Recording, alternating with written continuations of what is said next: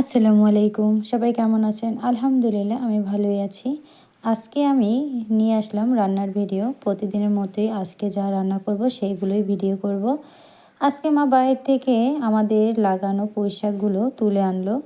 তুলে আনার পরে ধুয়ে তারপর কাটার জন্য নিল। সে কাটতেছে আর আমি ভিডিও করতেছি। মা কাটাকুটা করে দিচ্ছে।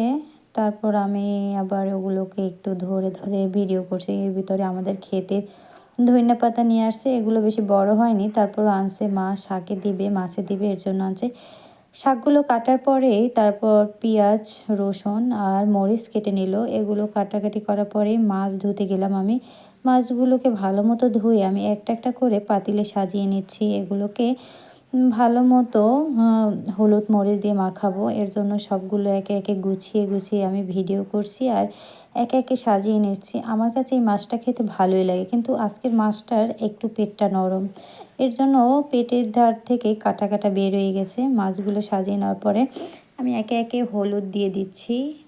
লম্বালম্বিভাবে সাজিয়ে নিচ্ছি। তারপর একে একে লম্বা করে হলুদ দিয়ে যাচ্ছি, তারপর মরিচের গুঁড়ো দিয়ে যাচ্ছি, তারপর আবার লবণের গুঁড়ো দিয়ে যাচ্ছি। তারপর আলতোভাবে একটা একটা করে মেখে নিচ্ছি, জানি মাছটা আর না ভাঙে। এমনি মাছটা নরম নরম মাছটাকে ভালো মতো নেড়ে চেড়ে করা যাবে না, হলুদ মরিচ মাখা যাবে না। এর জন্য একটা একটা করে আমি হলুদ মরিচ মেখে নিচ্ছি। সবগুলোকে মেখে নেওয়ার পরে সাজিয়ে রাখলাম।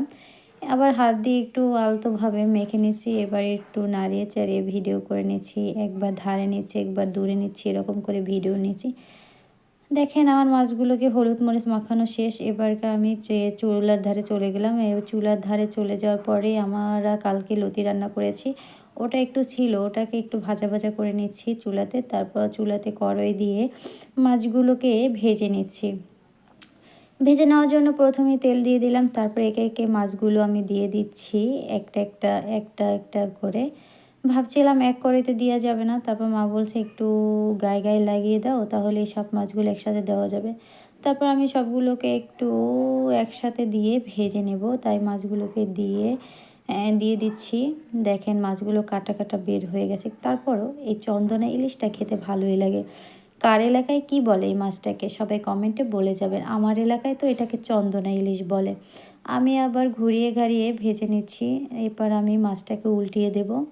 একটা মাছ উল্টাতে গিয়ে দেখি যে না হয়নি, তারপর আর কিছুক্ষণ রেখে পরে উল্টিয়ে দিচ্ছি। সেই ভিডিওটা আর নেওয়া হয়নি। মাছটা রান্না করছে মা, এর জন্য আর ভিডিওটা নেওয়া হয়নি। তারপর আমি আবার শাক ভাজি করেই ওইখানে চলে আসলাম।